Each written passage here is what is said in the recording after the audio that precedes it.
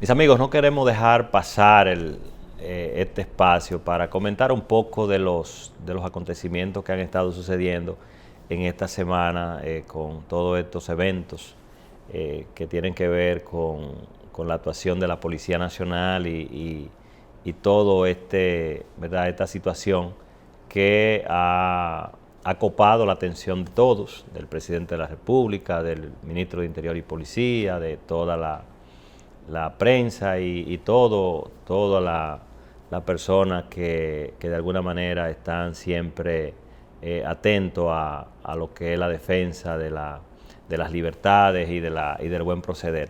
Pero nosotros quisiéramos enfocarnos en lo que es el tema de la transformación que siempre, que en estos últimos meses ha estado sobre la mesa. Y nosotros, por ejemplo, aprovechando que Susana Fría es una experta en el tema del recurso humano, de la conducta de las personas y sobre todo en la parte empresarial, en la parte laboral. Y siempre hemos tratado de enfocarnos dentro diríamos, de los eslabones que deben de intervenir en esta propuesta de reforma, que es el tema del recurso humano. Y esto es así porque, por ejemplo, se habla de una nómina de unos 37,000 ¿verdad? Agentes. Y cuando hablamos de una nómina de ese tamaño, hay dos maneras de transformar: o tú votas a todo el mundo y contrata, ¿verdad?, 37,000 para que vengan nuevecitos a coger todo lo que es una nueva filosofía de una institución, o entonces debe de iniciar una reingeniería con ese personal, porque es claro que no vamos a traer policía ni de Nueva York, ni de Europa, ni de Suiza, ni de ningún país de eso, ¿verdad?, donde hay una policía que ya tiene una formación distinta, sino que se va a transformar nuestra Policía Nacional con los recursos que tiene, o sea, con los recursos humanos. Y por eso quisiera conversar con Susana sobre esa parte en específico, porque diríamos que habría que comenzar este tema, este análisis, preguntando, o sea, cómo se inicia un policía, o sea, cuál es el génesis, para entonces comenzar a ver el tema del comportamiento y cómo entonces trabajar el comportamiento ¿verdad?, de ese oficial del cumplimiento, de ese servidor de la sociedad, porque al final del camino, fíjese que aunque está llamado a ser un ente de control del orden, pero evidentemente sirviendo a la sociedad. Basilio, yo quiero comenzar, ¿verdad?, mis comentarios en relación a un punto que tú trataste. Tú trataste el punto de la reingeniería. Partiendo de que tenemos una institución con 37,000 agentes, ¿verdad? Una mega institución, porque si hablamos de una empresa con 37,000 empleados activos, ¿verdad? Nuestros televidentes se pueden imaginar qué tipo de empresa, ¿verdad? Amén de que sea la institución que conocemos, en este caso la Policía Nacional. No conozco ningún proceso de transformación, de cambio, de reingeniería, donde se ha cancelado a todo el mundo y vienen 37,000 nuevos empleados, porque eso es un policía, un empleado, un servidor público, ¿verdad? Partiendo desde ese punto de vista, no conocemos una empresa que ha mandado 37,000, 5, 10, 5,000, 20,000 empleados a la calle. Todos estos procesos se hacen desde adentro. El cambio es un proceso continuo y constante que se da adentro. Tú mencionabas otro elemento, ¿verdad? Claro, la gente tiene que estar dispuesta a cambiar.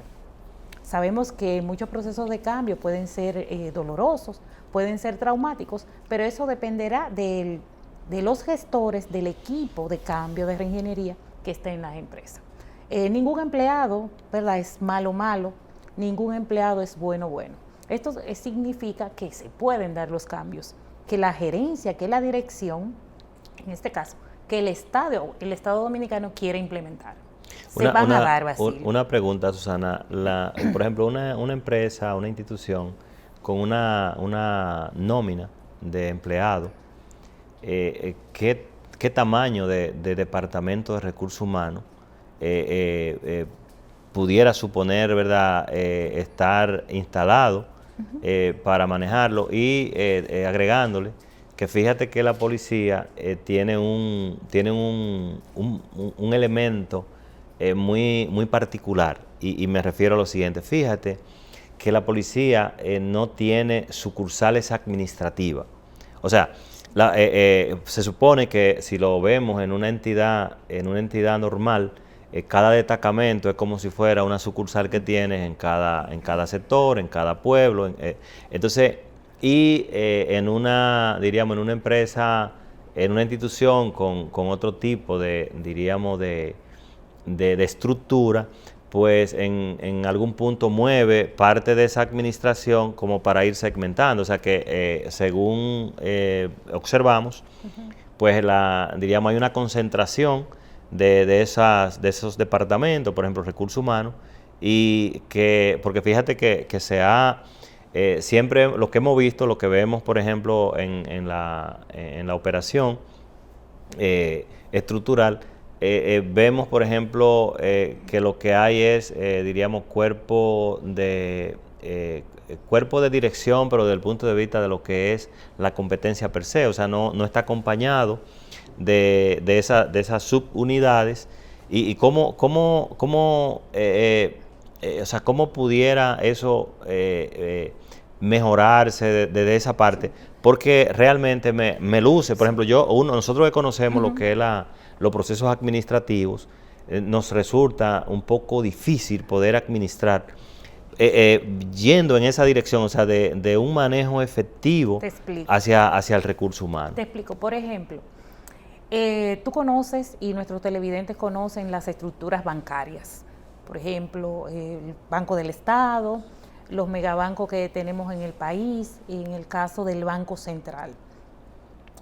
Tú hablas de descentralización cuando hablas de esas subdivisiones, por ejemplo, que es como aparentemente funcionan los destacamentos de policía.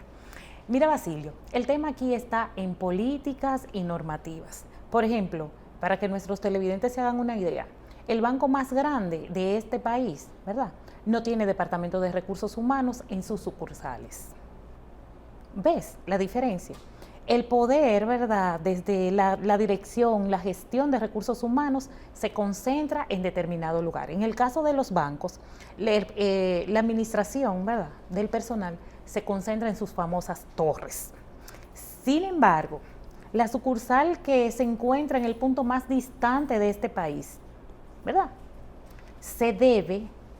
se maneja por procesos, procedimientos y políticas ancladas al Departamento de Recursos Humanos de la dirección del banco, de las oficinas administrativas del banco. Entonces, Susana, un paréntesis ahí. Fíjate cómo bien tú desarrollas, ese modelo.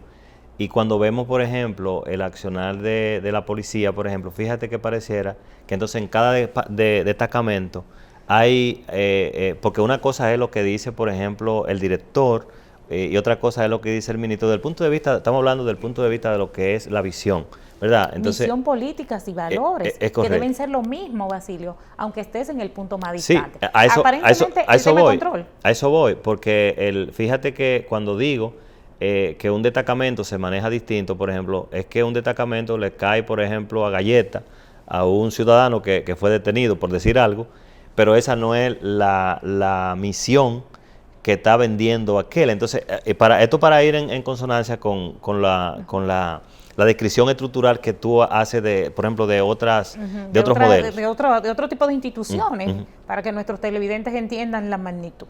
Basilio, es que también das en el punto clave del tema. El tema es control y seguimiento.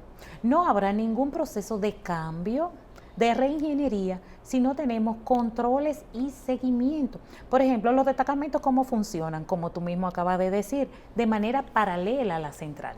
Aquí hay una persona responsable y ese va a dirigir su departamento como él es, como es su personalidad, como él aprendió y bajo el modelo que él desarrolló. Entonces, evidentemente, ese es un colaborador, ese es un empleado que no está bajo los mismos lineamientos de la dirección general de la institución. Pero mira un detalle. Entonces, fíjate que hay sectores o localidades que entonces piden, yo quiero que venga el comandante Susana Fría. O sea, porque el tipo es macana. Porque el tipo es mano dura. Recuerda, Basilio, que nuestro pueblo tiene una concepción muy particular. Nosotros como dominicanos y dominicanas somos muy particulares. Todavía uno encuentra gente que cree en la macana, en la mano dura, para mejorar procesos, para modificar conductas y comportamientos. Todavía se cree en la mano dura. Recuerda que ese agente que puede estar responsable de ese destacamento viene con esa personalidad, con esa concepción, ¿verdad? De que a mano dura, que yo voy a salir y voy a hacer y yo no tengo controles, de que yo soy autónomo. Susana, y una cosa, pudiéramos entender que uno de los graves problemas, por ejemplo, que tiene nuestra policía es que la policía no selecciona, a ella la seleccionan, o sea, me explico.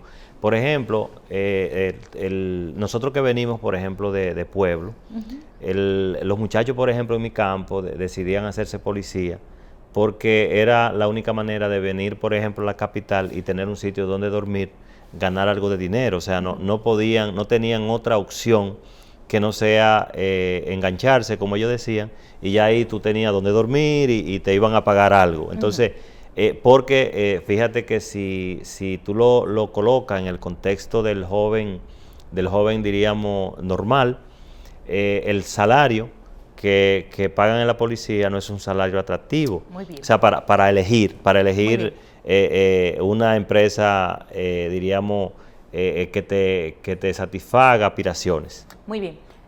Sigues tocando puntos muy sensibles, Basilio. El proceso de selección. Acabas de decir, primeramente es el ciudadano común, es el ciudadano quien decide ingresar a la policía o cualquier otra institución, pero también a una empresa privada determinada. Ese candidato, ese futuro agente... Donde voy, Susana, es que pareciera que la policía no es como, por decir algo, como una de las empresas posicionadas que tienen 5,000 currículum, ¿verdad? Entonces de esos 5,000 van a elegir 100. O sea, pareciera que en la policía no abundan esos... A eso voy. Tú mencionabas el tema social. Muchachos del campo, con pocas posibilidades, pueden ver estas instituciones como un amparo. Pero también desde el punto de vista psicológico, Basilio, estas instituciones a ese joven le representan más que la oportunidad de tener comida y donde dormir en el destacamento, en este caso. También le dan una cuota de poder. ¿Cuál es la cuota de poder que le dan a estos jóvenes? O un arma de fuego. Un arma de fuego. Entonces, tengo todo. Paso de no tener nada, de trabajar en el conuco con mis padres, con mis familiares, a tener todo el poder que me representa un arma de fuego. Ahora, hay que ver en el proceso de selección de estos perfiles, de estos candidatos, qué se determina, qué se busca. Solamente busco como institución quien desee estar conmigo, pasar mala noche, estar en la calle y darle un arma de fuego por un salario mínimo. Entonces, ¿cuál es la condición? ¿Cuál es el perfil psicológico que debe tener un agente para ser miembro de nuestra policía? Que ese es un punto, Susana, que me gustaría que lo miráramos. Por ejemplo, en ese proceso de inducción, como ustedes le llaman, que fíjate que en el caso de la policía, ese proceso de inducción es un calvario. O sea, entonces, donde la superioridad te coloca tan abajo, tan ínfimo, que pudiera entonces eso generar una distorsión en el comportamiento hacia el servicio del otro. Es como, fíjate que a veces pareciera que ese empleado, cuando sale a la calle, ha de quitarse toda la diablura que le han hecho pasar, o sea, en el proceso. Sí. Entonces, porque fíjate que no, por eso este tema, desde el punto de vista de lo que es la modificación de conducta, Susana, porque fíjate que nosotros no nos estamos refiriendo a los demás temas, al accionar, no, porque al final, ¿verdad? Ahí están, el pueblo está mirando, el pueblo conoce los hechos. Nosotros lo que queremos es, porque quizás este tipo de análisis puede ayudar a que en todo este proceso de reforma que se está planteando, porque al final lo que no quisiéramos es que termináramos en lo mismo, o sea, invirtiendo una cantidad de dinero, porque se habla, por ejemplo, de ponerle una cámara permanente, etcétera, etcétera, pero que al final diríamos, esas son las herramientas. El individuo como tal seguirá siendo el individuo. Y aunque él tenga una cámara, él podrá controlar acciones, pero él seguirá siendo él, o sea, y van a pasar muchísimas cosas. Claro que la cámara lo va a evidenciar y lo va a delatar, o sea, pero van a seguir ocurriendo las cosas. Exacto, porque es el individuo. Y ahí y por eso quisiera que echáramos una mirada a esa parte de cómo pudiera incidir en todo ese proceso de inducción, entonces su comportamiento hacia el servicio. Otra cosa, Basilio, en ese mismo tenor. El muchacho que ingresa, el joven que ingresa a la policía, ¿cuál es la condición académica que tiene? ¿Cuál es el nivel académico que tiene? ¿Cuál es el nivel cognitivo que tiene? ¿Sabe? Todo eso se debe determinar. ¿Cuál es el tipo de personalidad que tiene ese individuo? ¿Cuál es la capacidad que tiene ese individuo de acatar órdenes? ¿Cuál es la capacidad que tiene ese individuo de acatar órdenes? ¿Me voy a desquitar del mundo ahora que me ha dado mi cuota de poder? ¿Voy a abusar de mi posición, verdad? Para delinquir también amparado en el poder que me da ser miembro de la Policía Nacional, Basilio. Entonces, todos esos elementos, no podemos hablar de reformas, no podemos hablar de reformas reales, efectivas, hasta que no se mire qué tenemos adentro, qué vamos a hacer con lo de adentro, Basilio. Porque definitivamente no podemos mandar 37,000 agentes para la calle, 37,000 dominicanos para la calle. No, ¿y cómo lo vas a sustituir? ¿Con quién lo vas a sustituir? Porque ese es el otro tema. Tú hablabas también de salarios bajos. Entonces, significa esto, amigo televidente, que esos muchachos que se enganchan a la policía no es por el salario que perciben. Hay algo más. Hay algo más allá, hay algo en su psiquis que ven esas instituciones como lo que estoy buscando, Basilio. Sí, entonces todo eso se tiene que analizar. ¿Cuál es el honor, verdad? ¿Qué les representa al ciudadano ser policía? Sí, porque también hay otro elemento y es la carrera de ascenso. Fíjate que tampoco tú tienes, diríamos, una ruta de ascenso como tan lineal, porque no son tanto los que van en esa cadena, ¿no? O sea, hablando de motivaciones, o sea, sí, porque claro, al final del camino, como empleado, yo necesito incentivos.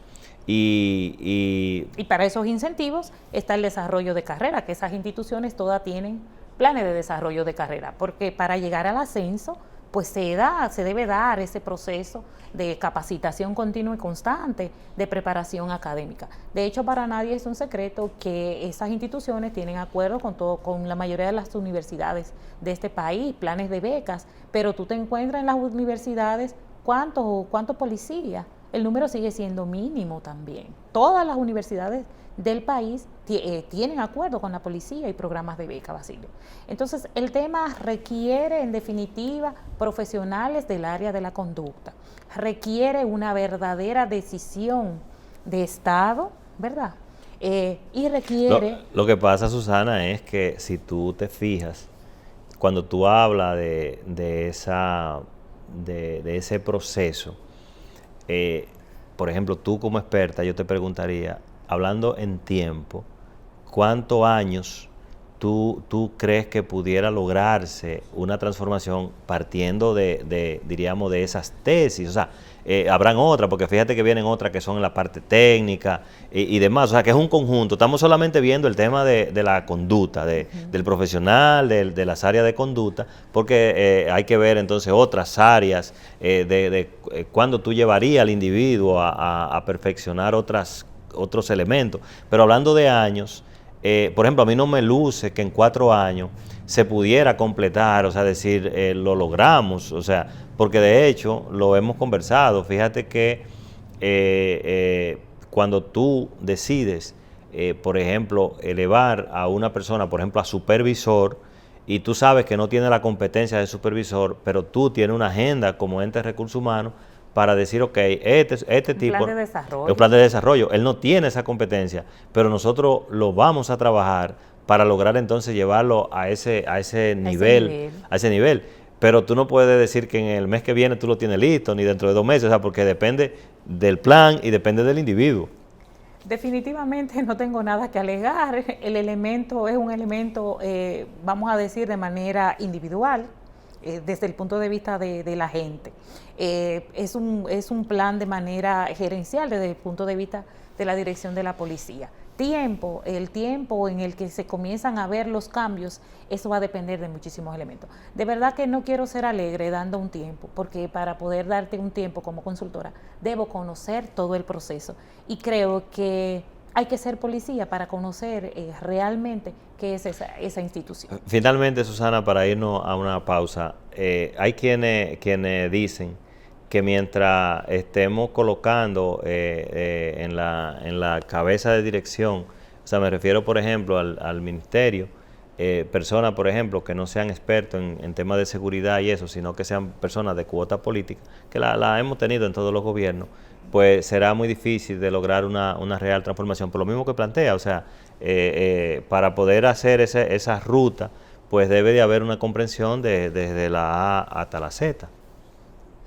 Bueno, sin embargo, los procesos de consultoría siempre se hacen con el externo, porque el externo es quien presenta a Basilio esa opinión imparcial, ese no compromiso per se con la institución o la empresa, sino con la misma profesión. Definitivamente, esos procesos de reformas y de cambio tienen que estar amparados por todo un proceso gerencial completo. No habrá ningún plan de reingeniería que funcione si en el proceso no hay profesionales del área de la conducta y la consultoría. Así es. Esperemos entonces que los cambios que realmente se tienen que dar, pues sean basados en todas esas consideraciones para que realmente tengamos una policía que dé garantía, porque la sociedad, el país lo necesita. Nos vamos arriba y regresamos con el próximo bloque del programa.